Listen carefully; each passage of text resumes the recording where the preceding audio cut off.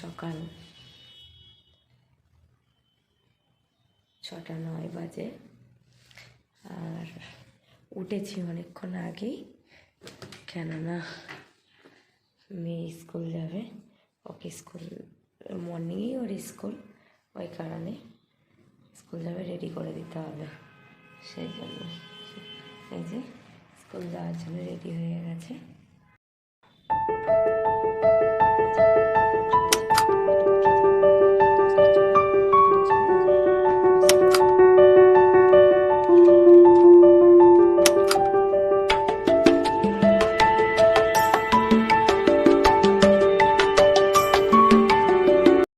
দুধে একটু হরলিক্স দিয়ে দিই, কারণ শুধু দুধটা তো খাওয়া যায় না, না ওর জন্য।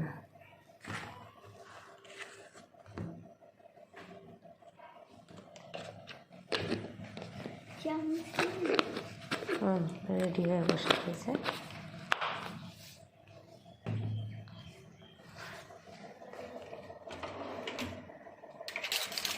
সকালবেলা না হুলুস তুলুস বেঁধে যায়।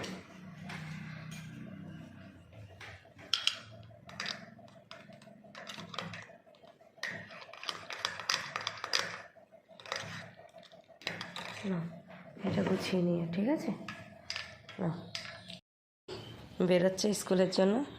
যাক, তারপরে চলো টাটা।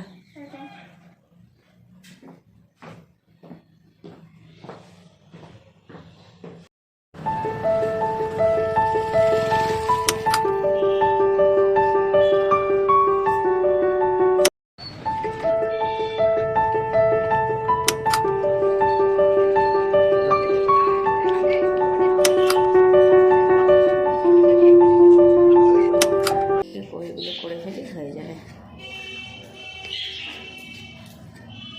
আমার কি সাউন্ডের কোনো প্রবলেম হচ্ছে? তাহলে যদি জানান তাহলে আমি সেরকম কিছু ব্যবস্থা করব। সাউন্ডের সমস্যা হচ্ছে কিনা আমি বুঝতে পারছি না। আমি তো খুলে কথা বলছি, এখন বোঝা যাচ্ছে কি যাচ্ছে না সেটা সম্পূর্ণ আপনারা বলতে পারবেন ভালোভাবে। যদি একটুখানি বলেন তাহলে সেটাও আমি একবার দেখব। তাহলে হ্যালো বন্ধুরা, এখন রাত্রি বাজে, অনেক রাত হয়ে গেছে। তাও কটা বাজে বলছি, এই যে বাজে 21টা, মানে 10টা, 21টা 59, মানে 10টা বাজে। দেখছেন কথাও জড়িয়ে যাচ্ছে। যাই হোক, শুয়েছিলাম, মানে তো টিভি দেখছিলাম, কখন যে এত রাত হয়ে গেছে বুঝতে পারিনি। তা এখন এই উঠলাম, উঠে ঝটপট রান্না তো বসাতেই হবে, খেতে তো হবে। রাত্রে দাঁড়িয়েছি, ডাল ফুটছে, ডাল বসিয়ে দিয়েছি।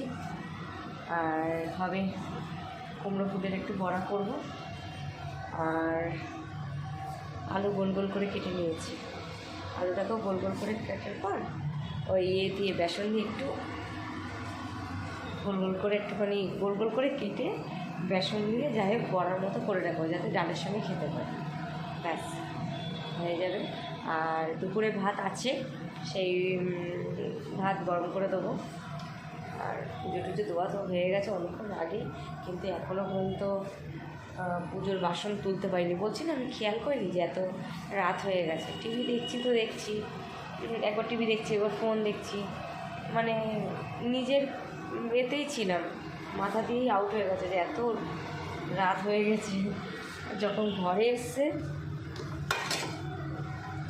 দোকান থেকে, তখন চলে আসলে হয়ে গেছে, তখন যে কটা বাজে বন্ধ করবো না, তারপরে দেখলাম।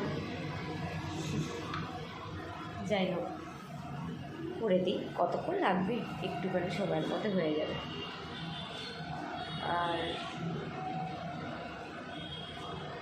তাহলে করে নিই, রান্নাবান্নাগুলো ঝটপট করে করে ফেলি, বুঝলে। খাওয়া দাওয়া হয়ে গেছে, আর মেয়ে এখনও এখানে খাচ্ছে। যাই হোক, তাহলে চলুন, আজকের মতো আমার গল্পকে এই পর্যন্তই। আর দেখা হচ্ছে তাহলে নেক্সট ব্লগে। Good night.